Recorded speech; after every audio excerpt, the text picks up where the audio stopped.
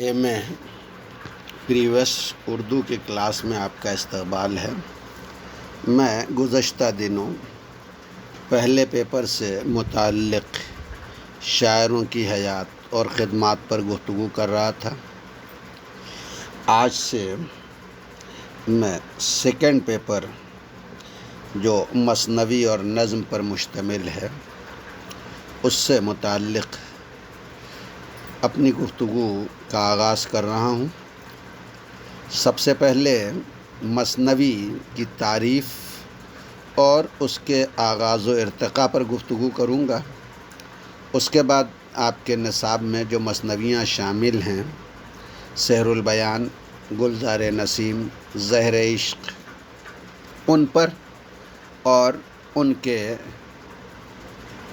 شاعروں پر جن کی وہ تخلیق ہیں گفتگو ہوگی۔ فی الحال مثنوی کی صنف سے متعلق اور اس کے آغاز و ارتقاء سے متعلق مجھے بات کرنی ہے۔ مثنوی عربی لفظ اثنین سے بنا ہے جس کے معنی دو کے ہیں۔ مثنوی کے لغوی معنی دو کیا گیا کے ہوتے ہیں۔ اصطلاحی معنی مثنوی کے وہ صنف شاعری جس کی ہر بیت میں دو قافیے ہوں اور ہر بیت کے قافیے الگ الگ ہوں، یعنی غزل اور قصیدے کی طرح ایک مطلع پر یا دو مطلعوں پر مشتمل نہ ہو، بلکہ مثنوی کے جتنے بھی اشعار ہوں سب مطلع ہی مطلع ہوں۔ مہذب لکھنوی کے مطابق مثنوی کی بیتوں میں ہر بیت کے دو قافیے علیحدہ علیحدہ ہوتے ہیں، لہٰذا ابیات مختلف القوافی کو مثنوی کہنے لگے، یعنی وہ بیتیں، وہ اشعار جن کے قوافی مختلف ہوں ان کو مثنوی کہا جانے لگا۔ مرزا محمد عسکری نے آئینہ بلاغت میں مثنوی کی تعریف کرتے ہوئے لکھا ہے کہ مختلف القوافی ابیات کی طویل نظم کو مثنوی کہتے ہیں، جس میں تاریخی واقعات یا کوئی قصہ یا حکایت دلچسپ اور نتیجہ خیز طریقے سے بیان ہو۔ عموماً مثنوی نگار شعراء نے مثنوی میں پہلے حمد لکھی ہے، اس کے بعد سرکار رسالت ختمی مرتبت حضرت محمد مصطفیٰ صلی اللہ علیہ وآلہ وسلم کی نعت تحریر کی ہے، اس کے بعد ان کی ذریت طاہرہ کی منقبت، اور اس کے بعد قصے کی تصنیف کا سبب اور پھر قصہ یا کہانی نظم کیا ہے۔ ایک مثنوی ابتدا سے انتہا تک ایک ہی وزن میں ہوتی ہے، ہر شعر کے قافیے الگ ہوں گے لیکن وزن الگ نہیں ہو سکتا۔ تمام اشعار ایک ہی وزن پر مشتمل ہونا چاہیے، ان کی بحر ایک ہی ہونا چاہیے۔ مثنوی کے مختلف اوزان ہماری صنف شاعری میں رائج ہیں، مگر اردو میں عام طور پر 7 اوزان میں شعراء نے مثنویاں کہی ہیں، اور مثنوی کے ماہرین نے یہ لکھا ہے کہ عام طور پر مثنوی کے 7 وزن رائج ہیں۔ مثلاً مثنوی بحر ہزج، بحر رمل، بحر خفیف، بحر سری، بحر متقارب اور بحر متدارک میں کہی جاتی ہے، لیکن یہ لازمی نہیں ہے۔ عموماً اردو میں مثنویاں انہی بحروں میں آپ کو ملیں گی، لیکن ان کے علاوہ بھی آپ تلاش کریں تو کچھ مثنویاں دیگر بحروں میں مل جائیں گی۔ ان تمام بحروں میں بھی جو میں نے 7 گنائی ہیں، ان میں شعراء کی پسند بحر خفیف رہی ہے۔ بیشتر مثنویاں جو ہے وہ اسی بحر میں کہی گئی ہیں۔ قصیدے، غزل کی طرح، رباعی کی طرح یا قطعے کی طرح مثنوی میں اشعار کی تعداد معین نہیں ہوتی۔ قصے کی طوالت اور اس کے اختصار پر مثنوی کے اشعار کی تعداد متعین ہوتی ہے۔ مثنوی ہزاروں اشعار پر بھی مشتمل ہو سکتی ہے، اور مثنوی جو ہے وہ 10 اور 15 شعر پر بھی مشتمل ہو سکتی ہے۔ موضوع کے اعتبار سے بھی مثنوی میں بڑی وسعت ہے۔ اصلاح سماج و معاشرہ، حسن و عشق، تاریخ و سیاست، رزم و بزم، فلسفہ و تصوف، اخلاق و مذہب، حیات و کائنات کے جملہ موضوعات مثنوی کی صنف میں بخوبی نظم ہو سکتے ہیں۔ واقعہ نگاری کے لیے مشرقی شاعری میں مثنوی کی نوع سے بہتر شاید کوئی اور صنف آپ کو ملے۔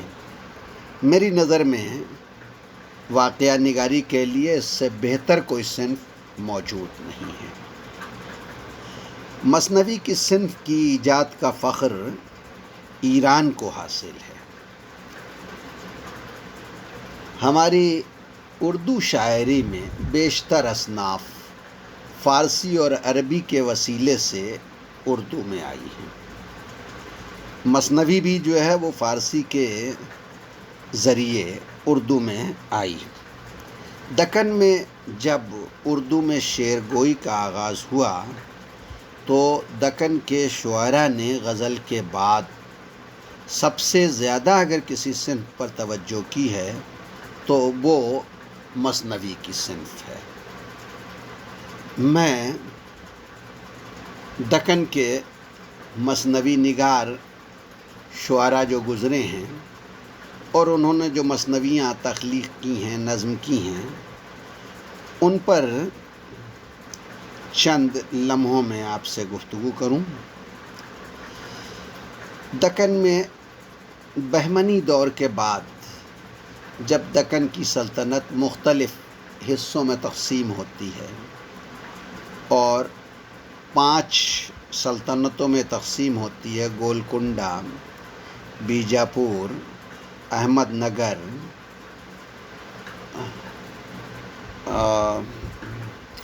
یہ 5 ریاستوں میں تقسیم ہو جاتی ہے، اور ان میں 5 ریاستوں میں 2 ریاستیں گولکنڈہ اور بیجاپور بہت اہم ہیں اردو شاعری اور اردو ادب کے فروغ کے اعتبار سے۔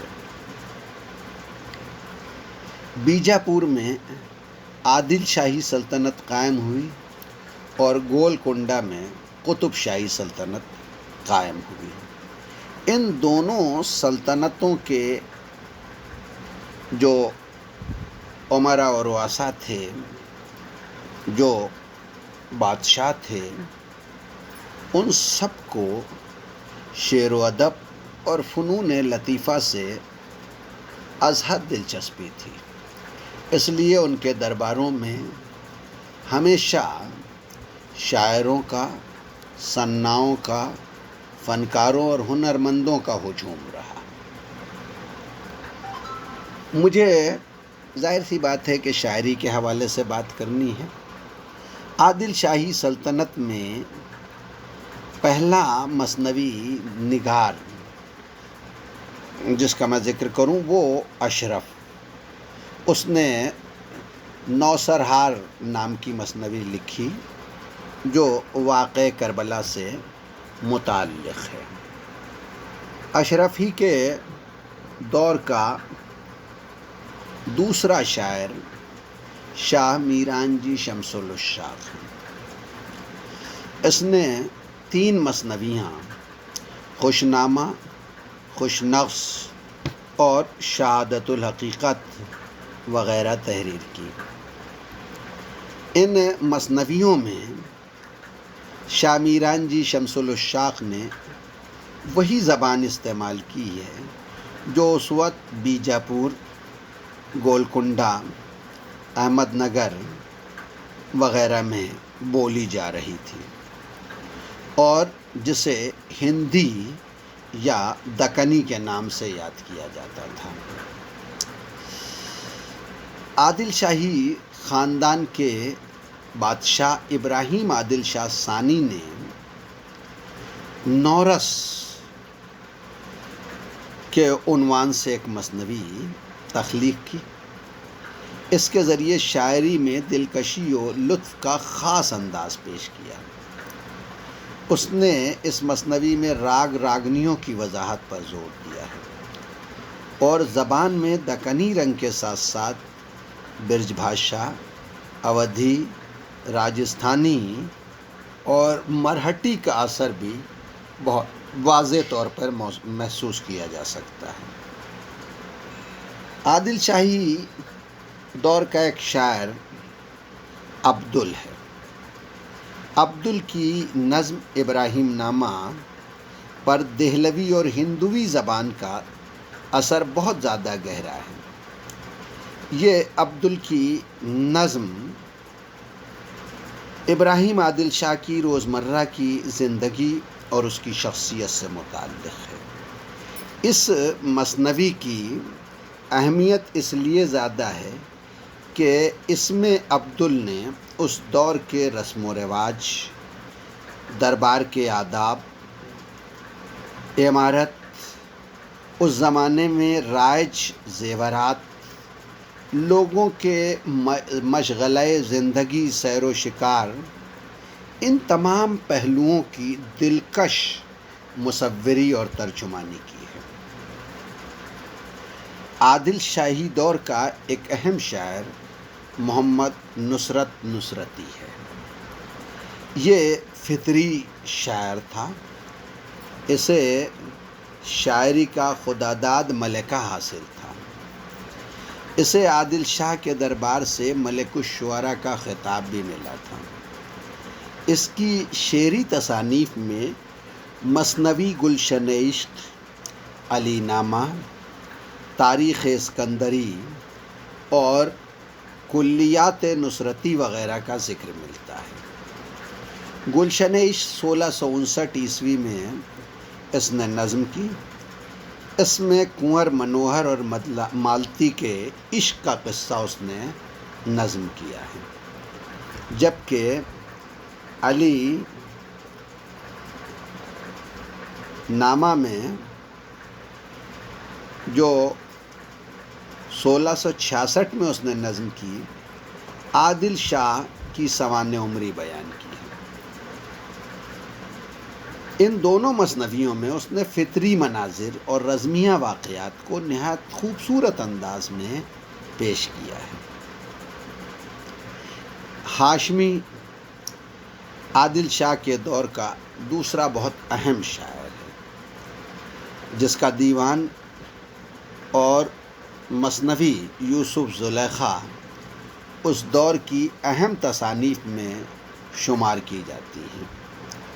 قطب شاہی زمانے کا سب سے خوش قسمت اور مشہور شاعر قطب الدین فیروز ہے۔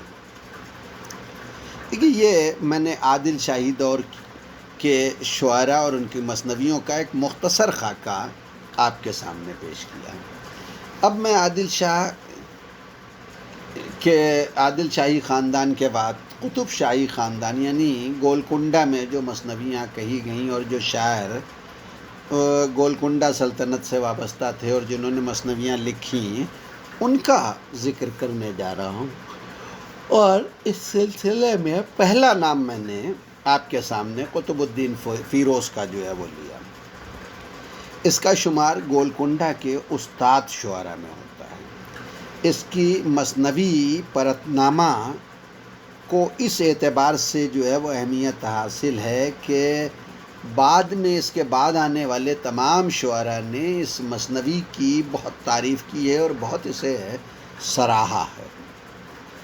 اس مثنوی کے مطالعے سے اس بات کا بآسانی اندازہ لگایا جا سکتا ہے کہ سادگی اور سلاست کے اعتبار سے اس دور تک اردو زبان نے بہت زیادہ ترقی کر لی تھی. وجہی قطب شاہی دور کا ایک اور اہم شاعر ہے جس کی نثر میں تمثیلی نثر نگاری کی دنیا میں صبرس بڑی مایہ ناز تصنیف ہے اور شعری ادب کی دنیا میں وجہی کی قطب مشتری کو بڑی اہمیت حاصل ہے. بہت سی یونیورسٹیوں کے نصاب میں وجہی کی یہ مثنوی قطب مشتری پڑھائی بھی جاتی ہے، داخل ہے. وجہی نے اس مثنوی میں سب سے زیادہ قادر الکلامی دکھائی ہے. یہ قطب شاہ کی داستان معاشقہ پر مشتمل ہے. وجہی کے زمانے میں ایک نوجوان شاعر غواصی قابل ذکر ہے.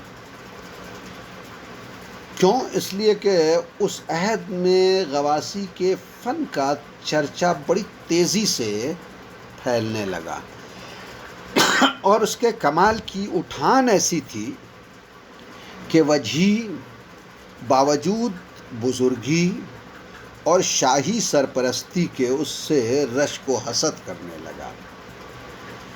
غواصی کا جو کلیات موجود ہے اس میں مختلف اصناف سخن کے نمونے پائے جاتے ہیں، لیکن غواصی کی اصل شہرت و مقبولیت میں اس کی مثنوی یوسف زلیخا کا، مثنوی سیف الملوک اور طوطی نامہ کا بہت بڑا ہاتھ ہے. یہ دونوں مثنویاں زبان کی دلکشی، لطافت، واقعات کی ترتیب، خیالات کے تسلسل، تأثر کی کیفیت اور جذباتیت و مناظر قدرت کی مصوری کا ایسا نمونہ ہے جو اس دور میں کسی دوسرے شاعر کے یہاں میں دیکھنے کو نہیں ملتا. غواصی اور وجہی کے دور کا ایک اور اہم شاعر ابن نشاطی ہے. اس نے دربار کی زندگی سے الگ ہٹ کر عوام کی زندگی کو شاعری کا موضوع بنایا اور شاعروں کو درباری سرپرستی اور قدردانی سے بے نیاز ہو کر شعر و سخن میں مصروف رہنے کا راستہ دکھایا. اس کی مثنوی پھول بن کو عوامی حلقوں میں بہت زیادہ مقبولیت اور شہرت نصیب ہوئی. قطب شاہی خاندان کے بادشاہ ابوالحسن تانا شاہ کے دور کا ایک انتہائی اہم شاعر طبعی ہے. اس کی مثنوی بہرام و گل کا شمار دکنی ادب کے بہترین کارناموں میں کیا جاتا ہے. سید سراج الدین اورنگ آبادی کی مثنوی بوستان خیال بھی بڑی اہم مثنوی ہے. تقریباً 300 برس کے بعد بھی آج پڑھی جانے کے قابل ہے. یہ مثنوی 1160 ہجری میں کہی گئی. اسی کی مناسبت سے سراج الدین اورنگ آبادی نے اس میں 1160 اشعار کہے۔ یہ ایک خاکہ تھا جو دکن میں مثنوی کے فروغ کا میں نے آپ کے سامنے پیش کیا۔